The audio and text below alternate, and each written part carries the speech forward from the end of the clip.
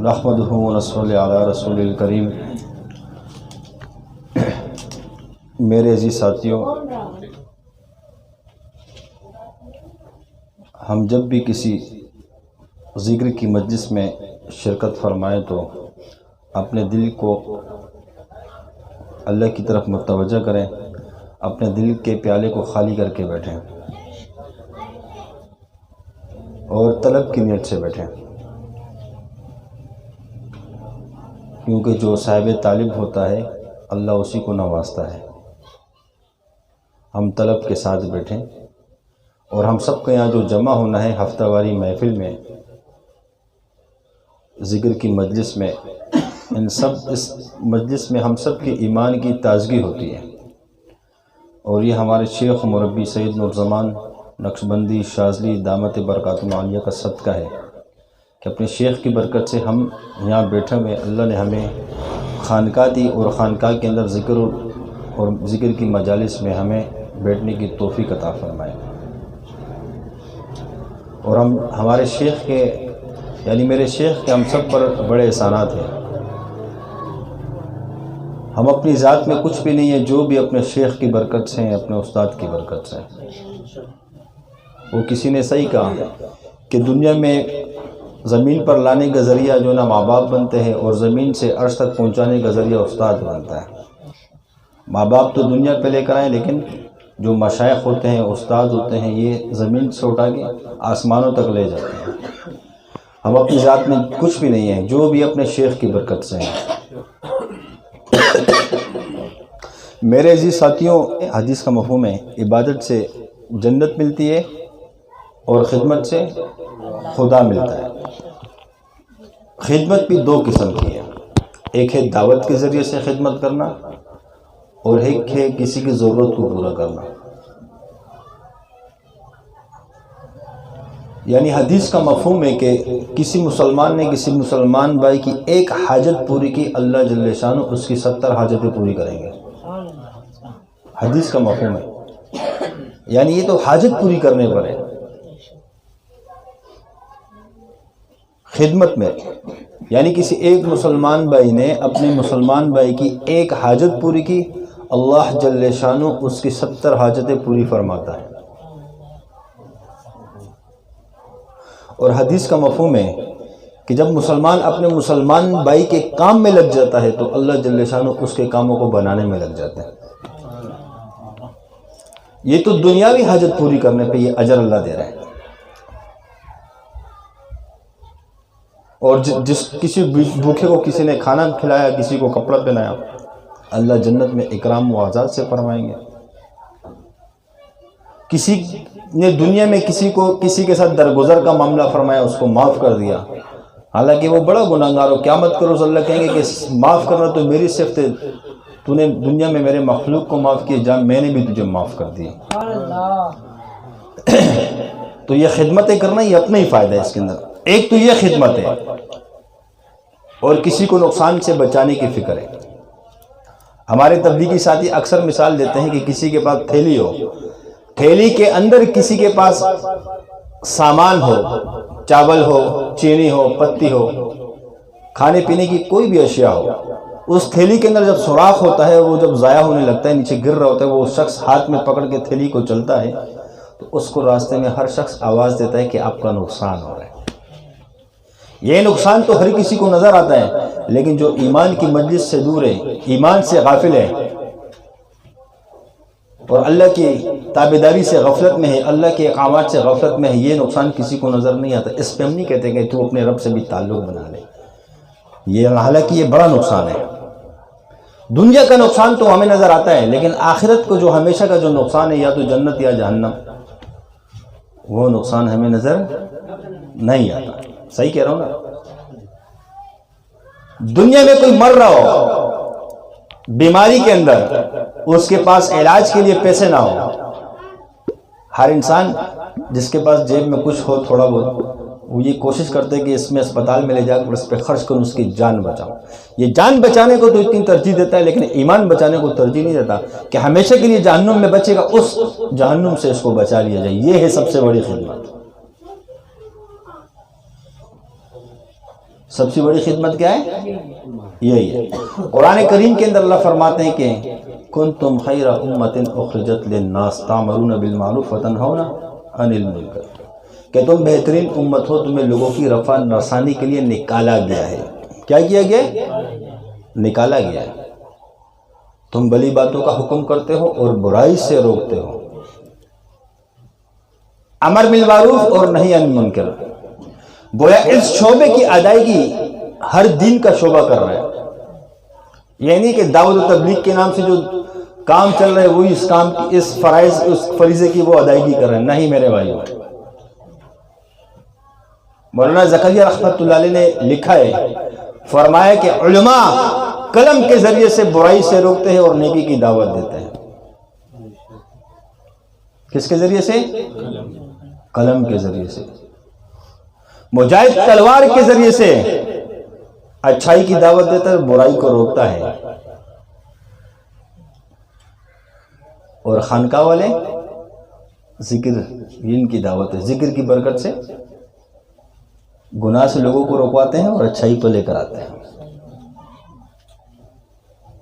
یعنی اس کام، اس فریضے کی ادائیگی ثم الحمدللہ تمام شعبے کر رہے ہیں، یعنی کہ دعوت و تبلیغ کے ساتھ یہ شعبہ خاص ہے، خاص نہیں ہے میرے بھائی۔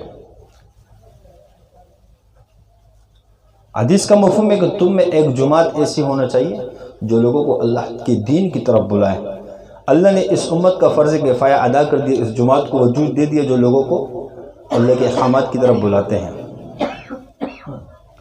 لیکن اس فریضے کی ادائیگی سب شعبے والے کر رہے ہیں، اپنے اپنے انداز کے اندر کر رہے ہیں، اور ہر شعبہ دین کی خدمت میں، مخلوق کی خدمت میں لگا ہوا ہے۔ لیکن اس موجودہ دور میں یہ اللہ حدیث کا مفہوم ہے کہ ہر 100 سال کے اندر اللہ پاک ایک مجدد کو پیدا کرتے ہیں جو علم کا سمندر ہوتا ہے۔ ہر 100 سال میں ایک مجدد کو اللہ پیدا کرتا ہے۔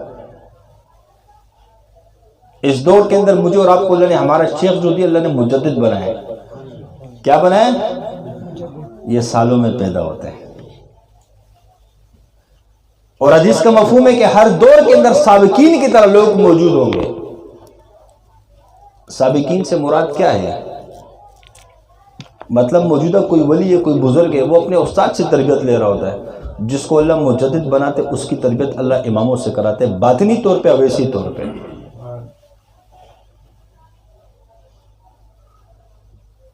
وہ سابقین کی طرح لوگ موجود ہوں گے، اسی کیونکہ اوپر سے فیض آ رہا ہوتا ہے۔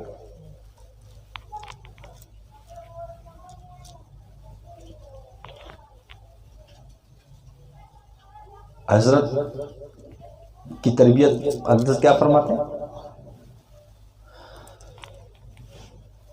کبھی مشائخ اللہ پاک، کبھی امام ابو حنیفہ رحمۃ اللہ علیہ کے ذریعے سے تربیت کرا دیتے بڑوں کی، اویسی طور پہ۔ یہ ہے کمال نسبت۔ براہ راست اللہ کی ذات عالی شامل حال ہوتی ہے، اللہ کی مدد ساتھ ہوتی ہے، اللہ براہ راست ہوتا ہے۔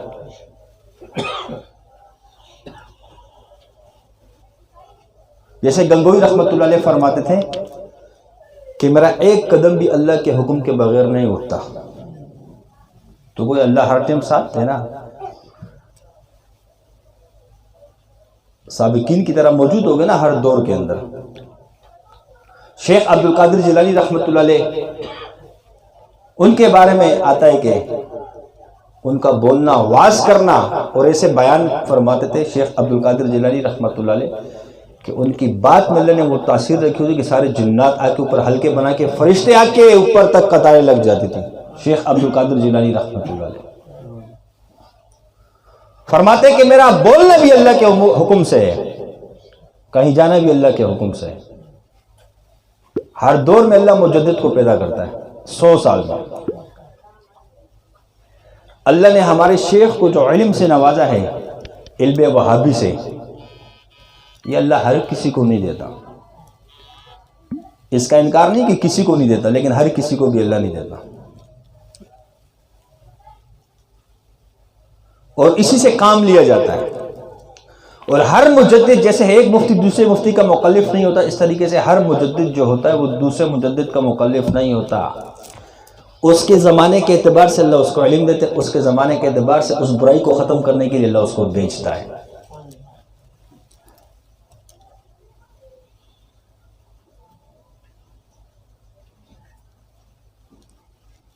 یعنی ہر مجدد جو ہوتا ہے نا، اس کو اللہ اپنا طریقہ دیتا ہے برائی کو ختم کرنے کا، اس سے کام کو لینے کا۔ اللہ نے مجھے اور آپ کو وہ شیخ دی جس کو اللہ نے مجدد بنا کر بھیجا ہے، اور عملیات کے اندر اللہ نے امام بنائے۔ کیا بنائے؟ عملیات کے میدان میں اللہ نے ہمارے شیخ کو امام بنایا ہے۔ اللہ نے ہمارے شیخ کو فقیہ النفس بنایا ہے۔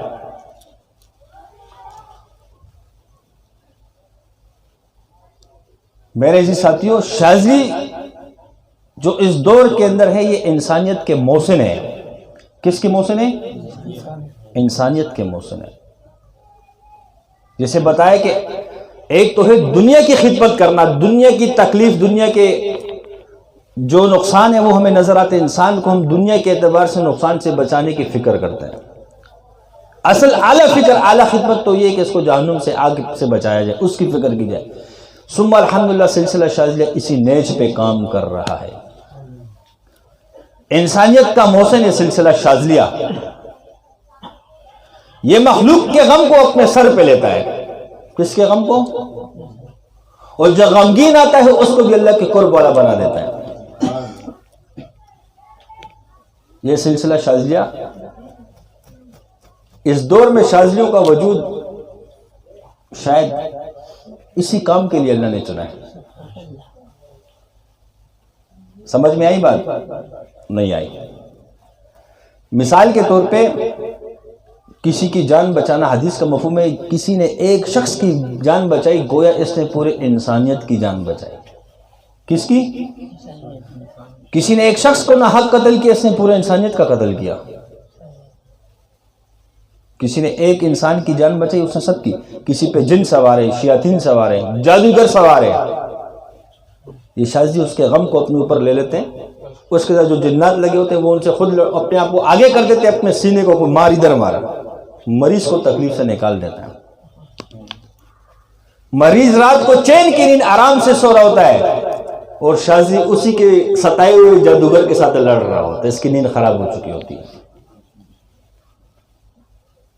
اس پہ جو جناتوں کے حملے آتے ہیں، جادوگروں کے حملے آتے ہیں، روز اس کو تنگ کرتے ہیں، اس کو تو آرام دے دیا، خود اس غم کو لے لیا۔ یہ شاذلی ہے۔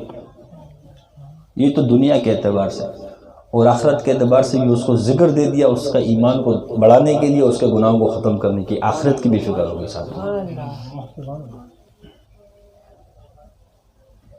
تو میرے عزیز ساتھیوں، شکر کریں ہم کہ اللہ نے ہمیں ایسا سلسلہ عطا کیا۔ یہ کوئی آسان بات نہیں کسی کے غم کو اپنے اوپر لینا۔ جو ان راستوں سے گزرتا ہے یہ اسی کو پتہ ہے، یہ ہر کسی کو پتہ بھی نہیں ہے۔ اور جب کسی پہ آئے گا پھر پتہ چلے گا کہ مخلوق کا غم لینا کیا ہوتا ہے۔ منہ سے بولنا تو بہت ہی آسان ہے، اس کو محسوس کرنا، اس کا پتہ چلتا ہے۔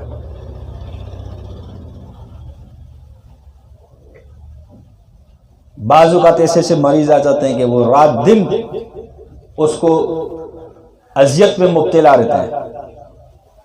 جب اس کے غم کو سر پہ لیا جاتا ہے تو انسان کی اپنی زندگی بھی متاثر ہو جاتی ہے، گھر کی زندگی بھی متاثر ہو جاتی ہے۔ یعنی یہ شاذلی جو ہے انسانیت کے محسن ہے، انسانوں پر احسان کرنے والے ہیں۔ میں کہتا ہوں کہ اگر لوگ ان کو کروڑ روپے بھی لا کے دیں تب بھی کم ہے۔ ایک مثال دی میں نے، یہ پیسوں کی تو بات ہے نہیں، خدمت کی بات ہے۔ تو میرے عزیز ساتھیوں، ہم قدر کریں اپنے سلسلے کی، اللہ ہم سے کام لے لے۔ کیونکہ مخلوق پر رحم کھانا، مخلوق اللہ کا کنبہ ہے۔ مخلوق اللہ کا کنبہ ہے۔ جو مخلوق پر رحم کرتا ہے اللہ اس پہ رحم کرتا ہے، اور جو مخلوق پہ رحم نہیں کرتا اللہ اس پہ رحم نہیں کرتا۔ لہٰذا ہم سب کا یہ جذبہ ہو کہ ہم نے مخلوق کی خیر خواہی کرنی ہے، ان کے تکلیفوں میں ان کا ساتھ دینا ہے، ان کو ذکر پہ لگانا ہے، جہنم سے بچا کر جنت پہ لے کر آنا ہے، جنت والے راستے پر بھی لے کر آنا ہے، اللہ کی معرفت کے راستے میں بھی لے کر آنا ہے۔ اس لیے ہمارے شیخ فرماتے ہیں کہ مریض سے ذکر کراؤ، اور ہمارے سلسلے میں ذکر ہے۔ حضرت تو یہ فرماتے ہیں کہ جو مریض ذکر نہ کرے اس کا علاج ہی نہ کرو۔ دنیاوی تکلیف سے اس کو آخرت کی تکلیف سے بھی نجات دلانی ہے، یہ نہیں کہ صرف دنیا کی تکلیف۔ اور ذکر اس نیت سے دیں کہ اس ذکر کی برکت سے اللہ کے ساتھ تعلق والا بن جائے۔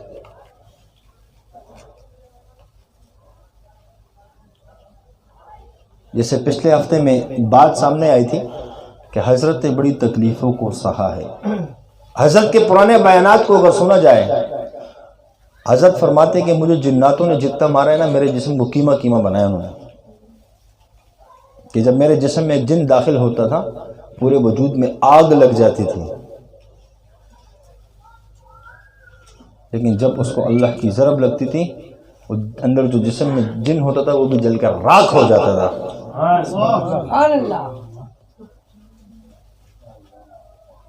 تو یہ کبھی کبھی ہمیں بھی سہنا پڑتا ہے۔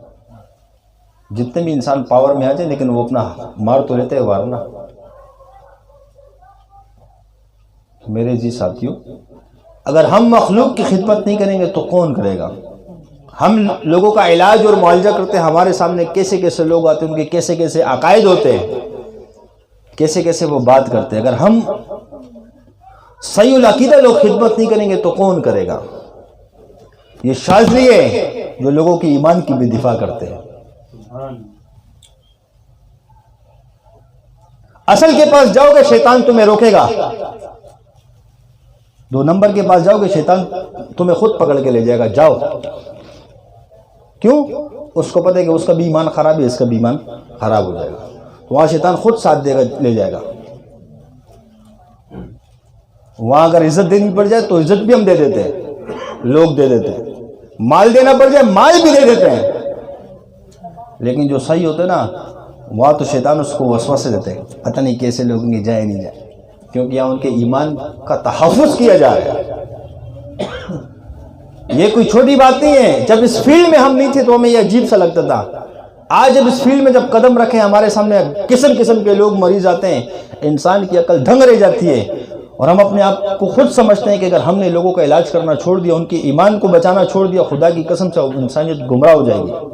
ویسے بھی جو غلط لوگوں کے پاس جا رہے ہیں وہ تو گمراہ ہو رہے ہیں، لیکن جو ہمارے پاس ہے کم سے کم ان کے ایمان کی تحفظ تو ہم کریں نا، ان کو روک کے تو رکھیں نا۔ اس وجہ سے علاج کرنا ہے، ہمیں پیسے ملے نہ ملے، ہمیں کچھ ملے نہ ملے، لیکن لوگوں کے ایمان کو بچانا یہ سب سے بڑی خدمت ہے کہ ان کی آخرت بچ جائے۔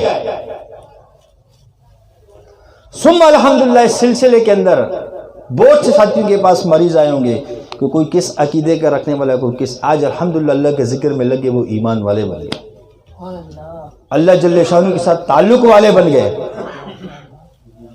میرے عزیز ساتھیوں، شاذلی جو ہے نا یہ انسانیت کے محسن ہے، لہذا ہم بھی اپنے آپ کو خدمت کے لیے تیار کریں اور دعا کریں اللہ ہم سے مخلوق کی خدمت کا کام نہ لے اور اپنے دین کی خدمت کا کام لے لے۔ اور انسان سے جب اللہ کام لیتا ہے اس کو ضرور آزماتا ہے، یہ ہو نہیں سکتا کہ وہ پھولوں کی سیج پہ بیٹھ کے اللہ اس سے کام لے رہا ہوگا۔ جب انبیاء کو اللہ نے آزمایا تو یہ کس کھیت کی مولی ہے؟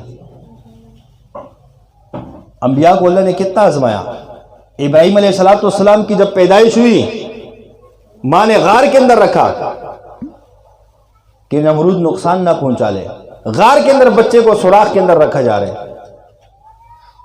جب ماں کو احساس ہوتا تھا کہ بچہ بھوکا ہے تو ماں جاتی تھی اس غار کے اندر سوراخ کے اندر بچے کو دودھ پلا کے پھر واپسی آ جاتی تھی۔ ابراہیم علیہ السلام بچپن سے ہی اللہ نے آزمائشوں میں، بچپن میں اس طریقے سے پرورش اللہ نے کی۔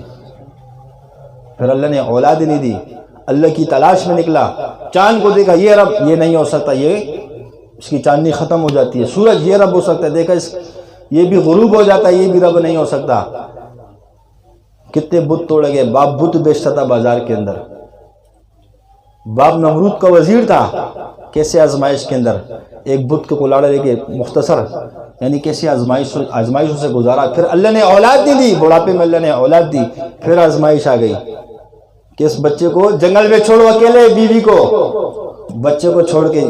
یہ اس باپ سے پوچھو جس کی اولاد ہوتی ہے، اپنے اولاد سے وہ کتنی محبت کرتا ہے. اس سے جب تمہیں کوئی کہہ دے کہ جاؤ جنگل کے اندر، ندی کے اندر، حالانکہ آبادی ہے آس پاس، بچے کو چھوڑ کے اور پھر پتہ چلے گا ایمان کا. اور بیابان کے اندر بیوی کو بھی چھوڑو، بچے کو بھی چھوڑو، آزمائش آ گئی. یہاں سے بھی پار، جب بچہ بڑا ہو گیا آزمائش آ گئی، اس کو ذبح کرو میرے نام پہ. ایسے نہیں خلیل اللہ بنائے اللہ نے. تو میرے جی ساتھی، جس سے اللہ کام لے گا اس کی مخالفت بھی ہوگی، اس کے پیچھے باتیں بھی ہوں گی، اس پہ آزمائشیں بھی ہوں گی، پریشانیاں بھی ہوں گی، مال کی کمی بھی ہوگی، سب چیزیں ہوں گی، کیونکہ اب اللہ سے کام لینا چاہتا ہے. یہ وقتی طور ہوگا، بعد میں اللہ جو نا پوری دنیا قدموں میں لا کے رکھ دے گا. صحابہ سے ابتدا کے اندر لڑنے کے زمانے میں ہاتھوں میں تلواریں نہیں ہیں، ٹوٹی ہوئی تلواریں، کسی کے پاس لکڑی ہے، جوتے نہیں ہے پاؤں میں. لیکن کام لینے کا وقت جب اللہ نے قبول کیا تو ایسی حالت کے اندر مال بھی نہیں ہے. اور پھر اللہ نے ایسا وقت پہ دیا کہ اس مدینہ کے اندر کوئی زکوٰۃ لینے والا نہیں ہوتا تھا. مال ڈیر گلیوں میں وہ پڑے ہوتے تھے، اور صحابہ روتے تھے، یا اللہ ہماری نیکیوں کا بدلہ کہ ہمیں دنیا میں تو نہیں مل گیا. تو یہ بعد میں آئے گا. حضرت فرماتے نا کہ ذکر سے اللہ سب کچھ دے گا، دنیا پاؤں میں قدموں میں لا کے رکھ دے گا. کیوں؟ کہ جب اللہ اللہ کرنے والے ہوں گے کائنات کا نظام چلے گا. جب اللہ اللہ ہو رہا ہے، سورج بھی چل رہا ہے، چاند کی چاندنی بھی چل رہی ہے، ہوائیں بھی چل رہی ہے، اللہ کا آسمان بھی قائم ہے، زمین بھی اپنی وجود میں ہے، سمندر کی طغیانی بھی اپنے وجود کے اندر، کیونکہ اللہ اللہ ہو رہے ہیں. اسی اللہ اللہ کر رہے ہوگے تو اللہ تمہیں نہیں دے گا کچھ. اللہ اللہ کی برکت سے وہ ہولناک دن جو آنے والا ہے قیامت کا، اللہ نے اس کو ٹال کے رکھا ہوا ہے، اتنے بڑے ہولناک دن کو. تو جب تم اللہ اللہ کرو گے اللہ تمہیں کچھ نہیں دے گا، یہ ہو نہیں سکتا. لیکن گزارے گا اس راستے سے، آزمائشوں سے، اس کے بعد آئے گا. جسے صحابہ کو گزارا، 313 آگے 1000 کا لشکر سامنے آیا، گزارا کہ نہیں گزارا اللہ نے. پھر کتنے سالوں کے بعد جب مدینہ میں دعوت کا کام شروع ہو گیا، مدینہ کو اللہ نے چمکا دیا، اور پھر جب اسلامی سلطنت قائم ہو گئی، مکہ بھی فتح ہو گیا، کیسے برسات کر دی اللہ نے اپنی نعمتوں کی، فتوحات ہونے لگی، خزانے کے خزانے آنے لگ گئے. تو بات نہیں ہوا نا کہ نہیں، ابتدا میں اللہ نے دے دیا. اور ہمارا سلسلہ تو ہی صحابہ کے طرز پہ. میرے عزیز ساتھیوں، گھبرانے کی ضرورت نہیں، پریشان ہونے کی ضرورت نہیں، چلتے رہے. جو بھی آئے حالات اس کا مقابلہ کر کے ہمارا حالات میں نہ گرے، ہم وسوسوں میں نہ پھنسے، بلکہ اپنے آپ کو خوش قسمت سمجھے کہ اتنے سارے لوگوں میں اللہ نے مجھے چنا ہے مخلوق کی خدمت کے لیے، اپنے دین کے لیے. اگر اللہ مجھے نہ چنتا، یا تو میں کسی کچرا کنڈی میں ہوتا، یا کسی غلط محفلوں میں ہوتا، یا کسی غلط مجالس میں ہوتا، یا گندگیروں کی محفل میں ہوتا، یا کسی اور مجلس میں. اللہ نے سب سے بڑا فضل فرما کہ احسان کا معاملہ کیا کہ اللہ نے ہمیں سلسلہ نقشبندیہ شاذلیہ کی نسبت عطا کر دی، اور اپنے شیخ مربی کے ساتھ اللہ نے ہمیں جوڑ دیا. تو یہ اللہ کا سب سے بڑا احسان ہے. اسی ایمان کی تازگی کے لیے، اللہ کے ذکر کے لیے ہم خانقاہوں کے اندر آتے ہیں، مجالس کے اندر تشریف رکھتے ہیں.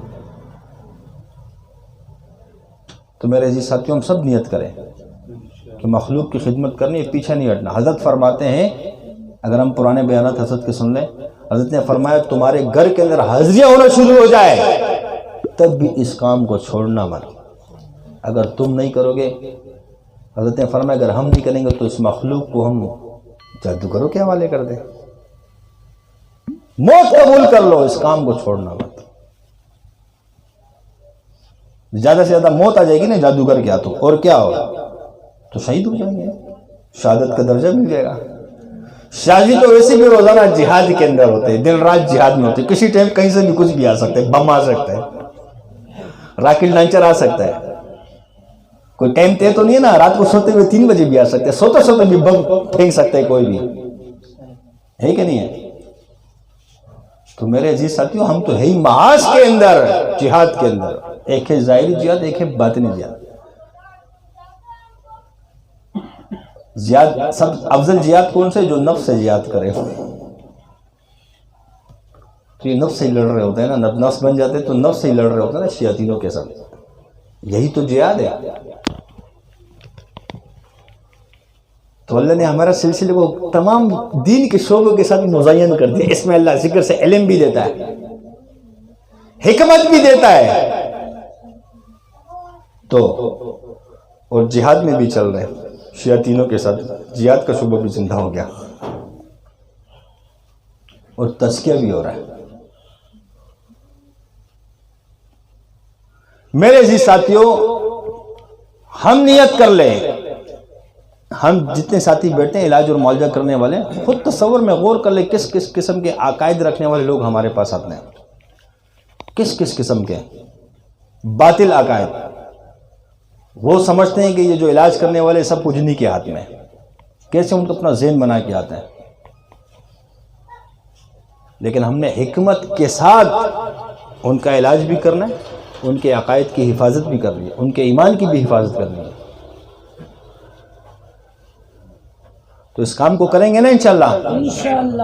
شیطان کے خوف سے، اپنے آپ کو تکلیفوں کی خوف سے چھوڑیں گے تو نہیں. ہم میں موت آتی ہے تو موت بھی قبول ہے. اس کام کے اندر شہید ہو جائیں گے نا. کیا خیال ہے؟ جو اللہ کے راستے میں شہید ہو جائے تو وہ کامیاب ہو گیا، ناکام ہوا؟ کامیاب ہو گیا نا. اور جب اس کا خوف نکل جائے گا دل سے، وہی جادوگر کا حملہ آئے گا، جادوگر کا اٹیک آئے گا، وہ مارے گا. یقین کرو پھر پتہ ہی نہیں چلے گا جب دل سے خوف نکل جائے گا. کریں گے نا انشاءاللہ مقابلہ شیاطینوں کا. تو ہماری جنگ کس سے ہے؟ اللہ کے دشمن شیطان سے ہے اور نفس سے ہے. نفس پر محنت کرنے کی اللہ اس کو مطمئنہ بنا دے کہ نفس ہمارا مطمئنہ بن جائے اور شیطان مغلوب ہو جائے اور شاذلی غالب آ جائے. اور لڑائی کے اندر تو یہ ہوتا ہے کبھی اتراؤ کبھی چڑھاؤ. اور لڑائی میں یہ نہیں ہے کہ ایک دن میں فتح مل جائے گی. صحابہ کی جنگیں دیکھ لو کہ بنا لڑے بھی فتح اللہ نے دے دی ہے، اور جا کے مہینہ مہینہ بھی لڑے تب جا کے فتح ملی ہے. لڑائی کے اندر شکست مل جانا یہ ہار نہیں ہے، یہ نہ حق ہونے کی دلیل نہیں ہوتی ہے. کبھی گریں گے کبھی اٹھیں گے، کبھی گریں گے کبھی اٹھیں گے. حضرت فرماتے نا، نفس اور شیطان سے جنگ ہے تیری جاری، کبھی اس کا پلڑا والی کبھی تیرا پلڑا والی. یہ تو نہیں کہ ایک جادوگر کی وجہ سے میں پریشان ہو گیا، مجھ پہ کوئی اٹیک آ گیا، مجھے کچھ تھوڑا بہت نقصان ہو گیا تو میں کہوں گی وہی میں تو ناحق ہوں، میرا ذکر کام نہیں ہے. یہ غلط بات ہے. لڑائی کے اندر ہار جیت ہوتی ہے، ہار جیت سے حق اور باطل کا پتہ نہیں چلتا. صحابہ کو جب 313 تھے اللہ نے مدد کی، جب لشکر زیادہ تھا تو کیا ہوا؟ صحابہ نے اس جنگ کو شکست میں تبدیل کر دیا. پھر اللہ نے قرآن کو نازل کیا کہ جب 313 تھے میں تمہارے ساتھ تھا، آج تمہاری تعداد زیادہ ہے، کفار کی کم ہے، تم نے کیا سمجھا کہ آج ہم زیادہ ہم جیت جائیں گے؟ جب میں تمہارے ساتھ نہ ہو تم کیسے جیتو گے؟ غالباً حنین کے موقع پہ.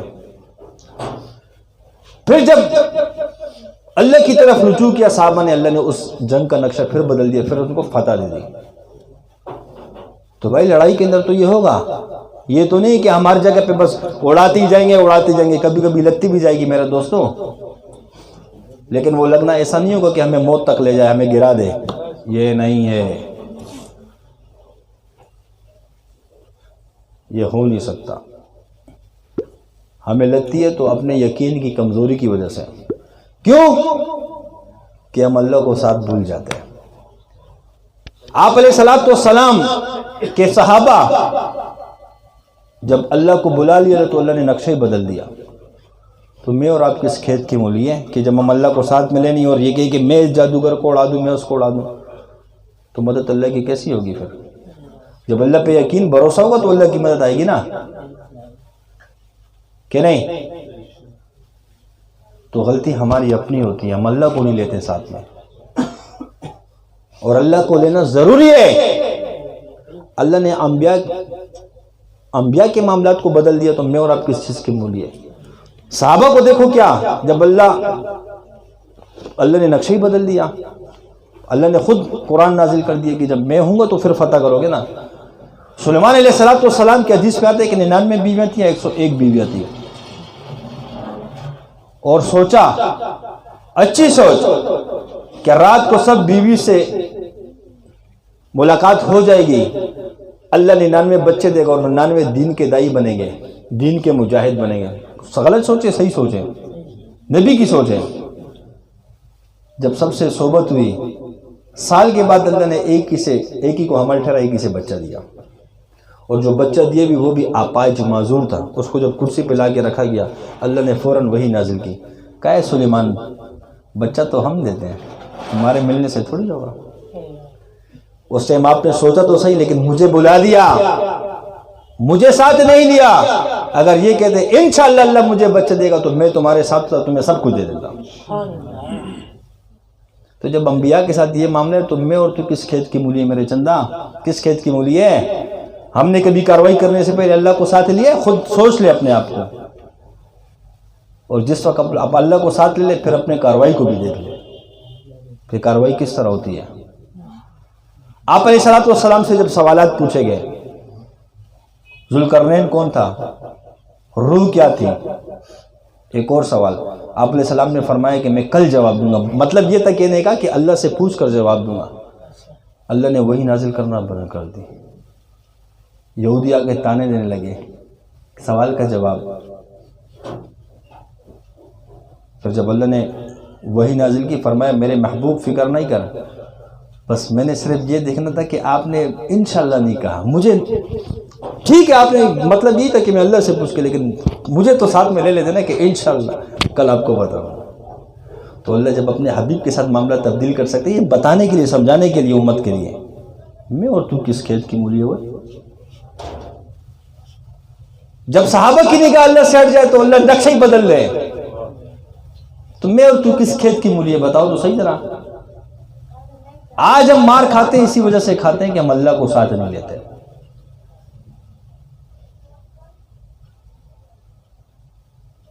جب اللہ کو ساتھ لے لیا نا تو بڑے سے بڑے پہاڑ بھی تمہارے سامنے خود بخود ریزہ ریزہ ہو جائیں گے انشاءاللہ.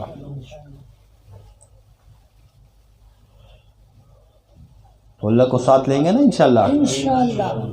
مراقبہ معیت بھی ہے نا کہ ہر جگہ میرا اللہ میرے ساتھ ہے. اور جب اللہ ہمارا نگہبان بن جائے، ہم اس مراقبے کو اتنا کیا کریں کہ اللہ ہمارا نگہبان بن جائے. نگہبان کا مطلب کیا ہے؟ مثال کے طور پہ چھوٹا میرا بیٹا ہوتا ہے، میں مراد بھائی سے کہتا ہوں کہ اس بچے کا خیال کرنا. کیا کرنا؟ یا اس کو دیکھتے رہنا. صرف یہ الفاظ کے چلا جاتا ہوں تو اس کا مطلب کیا ہوا؟ یہ ہوا کہ بس یہ دیکھتے ہی رہے گا وہ جو بھی کرے. مطلب کیا ہوا اس کا؟ یہ مطلب ہے اس کا کہ وہ آگ میں ہاتھ ڈالے تو مراد بھائی دیکھتے ہی رہے گا. یہ کسی نقصان دہ چیز کو ہاتھ ڈالے تو یہ دیکھتے ہی رہے گا؟ نہیں. دیکھنے کا مطلب یہ ہے، اس کے اندر باطنی ایک بات پوشیدہ ہے. دیکھنے سے مراد یہ ہے اس کا نگہبان بن جانا، کہ کوئی حرکت نہ کرے، اس کی حفاظت کرنا. یہی مقصد ہے نا. تو جب وہ بچے کسی چیز کو ہاتھ ڈالتے ہیں نقصان دہ چیز کو تو یہ روکے گا، نہیں کر بیٹا. حالانکہ اس کو تو یہ کہا گیا کہ آپ دیکھتے رہو، لیکن اس کے اندر پوشیدہ ایک بات اور بھی ہے. اسی طریقے سے جب ہم مراقبہ کریں گے اور اللہ کا دھیان ہاتھ ہم اللہ کو ہر وقت ساتھ لیں گے تو اللہ ہمارا نگہبان بن جائے گا. ہم پہ جب کوئی نقصان کی چیز آئے گی اللہ خود ہمیں اس سے بچائے گا. اور جس کا اللہ نگہبان ہو جائے اس کو کوئی نقصان نہیں دیتا. اِنَّا نَحْنُ نَزَّلْنَا ذِكْرَ وَإِنَّا لَهُ لَحَافِظُونَ. اللہ نے کیا فرمایا؟ ہم نے ذکر کو نازل کیا، ہم اس کی حفاظت کرتے ہیں. جب ہم اتنا ذکر کرتے ہیں تو اللہ ہماری حفاظت کرتا ہے نا. یقین ہو اس کا، اللہ کو ساتھ لے لے.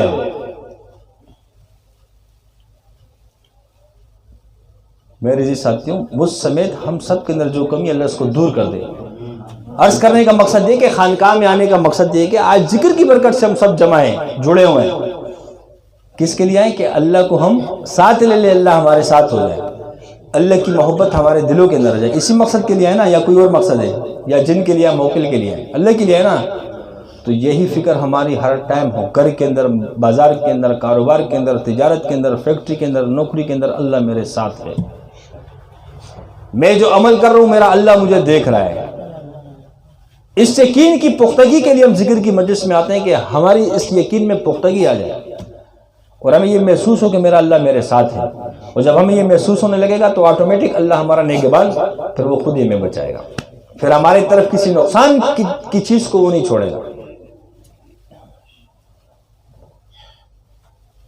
کیا خیال ہے؟ اس نیت سے ذکر کریں. آج اسی نیت سے ذکر کرتے ہیں. ٹھیک، اپنی نیت کو تبدیل کر کے اللہ کی رضا کے لیے کہ بس مجھے اللہ کا دھیان، اللہ کی محبت، اللہ کی معرفت حاصل ہو جائے اور مجھے میرا اللہ مل جائے.